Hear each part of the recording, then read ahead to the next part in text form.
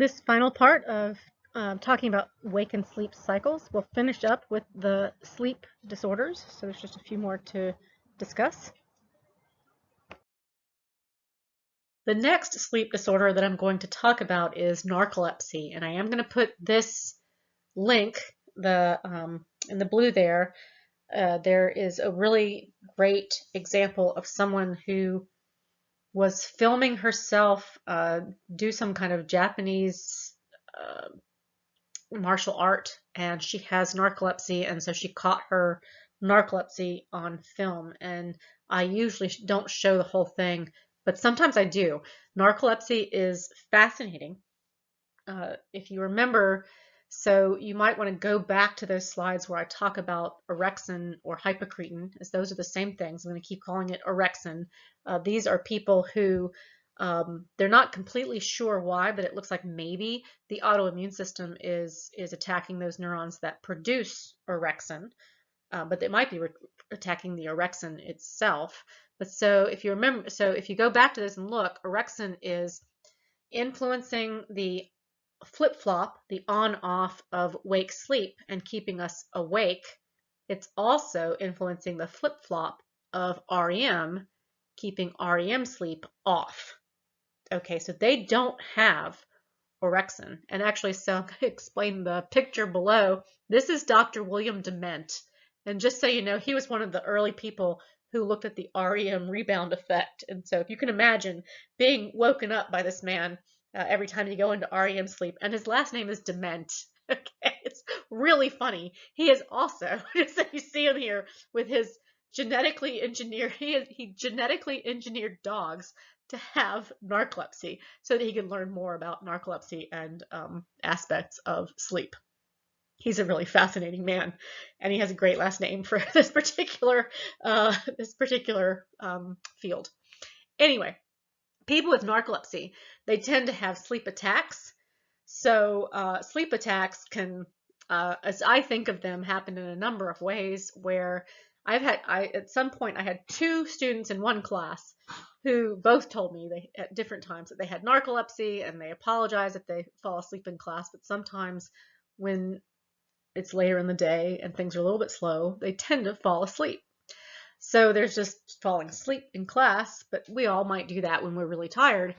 A sleep attack for narcolepsy can also happen in the situation of being really quite excited. Okay, so I think your author gives the example of someone giving his wedding vows, and he has a sleep attack. So it can be in the middle of something that's really especially emotionally provocative that you get excited about. And not only sleep attacks, but cataplexy. So cataplexy, so that's the on-off. The sleep attack is the on-off of the wake sleep, right? We're not keeping awake. Cataplexy is the on-off of aspects of REM sleep. If you remember, in REM sleep, we are inhibiting activity of those large muscles, of those postural muscles, and that's occurring in the dorsal pons. And that part of our on-off flip-flop of REM, it's not being kept off. And so they can get excited or be involved in something, and suddenly their muscles just go limp.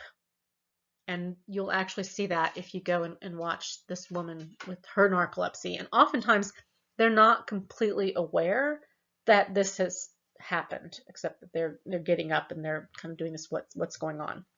They also have a sleep paralysis, which if you don't know what's going on, or if it's happening to you very much, it can be extremely frightening. So, and sleep paralysis is when you are waking up, whether you're kind of falling asleep and you wake up, or you're waking up when you get up in the morning. And again, the dorsal pons is giving the information from the brain to the motor neurons to not let your muscles move. And so you are unable to move. If you don't know what's going on, it's just this extremely scary situation of, I can't move my body and yet I'm awake. And it frightens people. I've had one student at a different time tell me about her sleep paralysis and how scared she was. And I explained this is something that is it's not relatively normal, so to speak, but it makes sense. And I think when you make sense of it, it's less scary. Is it less scary when you make sense of hypnagogic hallucinations? I think so. So I've actually had a few hypnagogic hallucinations. This is when you're, again, well, hypnagogic hallucinations are specifically when you're falling asleep and you have some really disturbing, often, image or hallucination. And in one of my textbooks, one of the people describes this. His ex-roommate, who didn't live with him anymore, walked up to him and stood over him with a knife. And that is exactly very similar to the kind of hypnagogic hallucination I have had. Is it less scary to know what they are? This is, again, you're not in REM sleep yet, but aspects of REM sleep are encroaching on your more aware mind. And it can get really frightening. They often do have this kind of disturbing aspect to the image. For me, knowing what a hypnagogic or hypnopompic hallucination is, the hypnopompic, I think I'm getting that word right, is when we're waking up, is really helpful. I've had a few times had an auditory hallucinations, and thinking maybe that was just a hypnagogic hallucination really helped me a lot to not freak myself out. People with so a lot of us might experience some sleep paralysis. A lot of us might experience hypnagogic or hypnopompic hallucinations, but they experience these more often than, quote, normal people.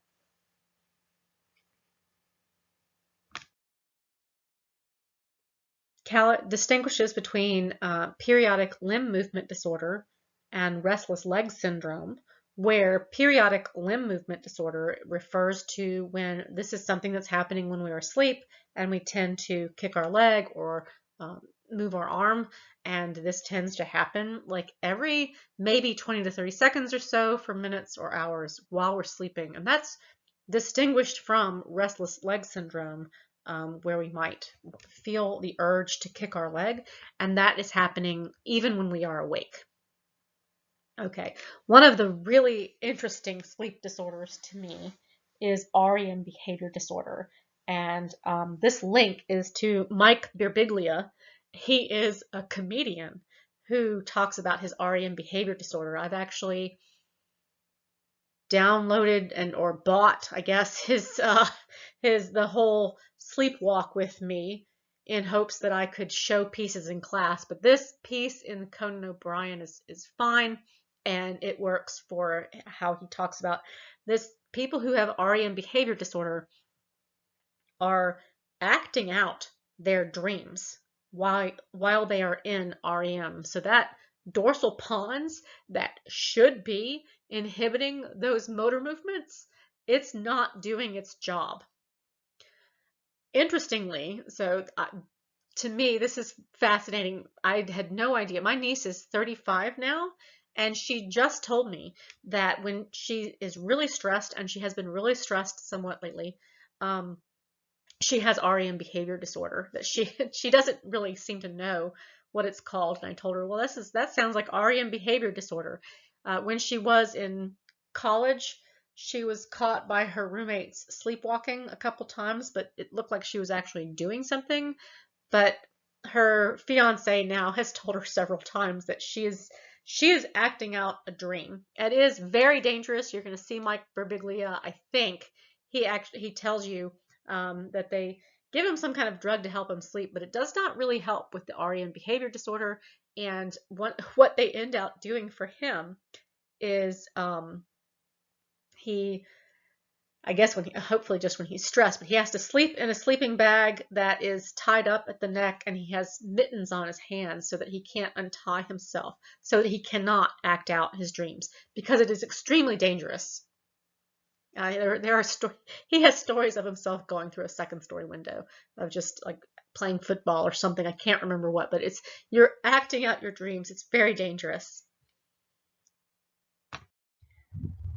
I feel like there is quite a bit to wake and sleep when we start talking about the endogenous cycles, our biological clock, and how that suprachiasmatic nucleus of the hypothalamus is really the internal biological clock, the environmental influences on those cycles that we have, Then we go through some of the brain structures. I did not even go through them all. There's, like, I was referring to the preoptic area of the hypothalamus, so some of them I really leave out because it is just so complicated. The number of neurochemicals involved is also another complication. Functions of sleep, functions of REM sleep, kind of tuck that back there somewhere, and then I went through several sleep disorders. And so we're going to move on today to talk about emotions and emotional behaviors, but I do want you to think about questions you have for Monday. I will try to make sure that I write down to leave a little time and to talk about wake and sleep. Usually people do have questions. Sometimes I can't answer them, but for this was something that was not in my background at all.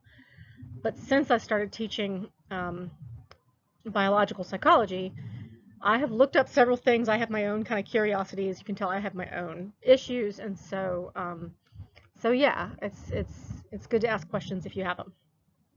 Don't forget to go watch those 2 links. And again, with the narcolepsy, you can watch probably just part of it, and with the REM sleep disorder, I'm going to put it in there on Blackboard how far to go in, because the first few minutes is just him and Conan kind of talking. It's funny, but it's not related to his sleep disorder specifically.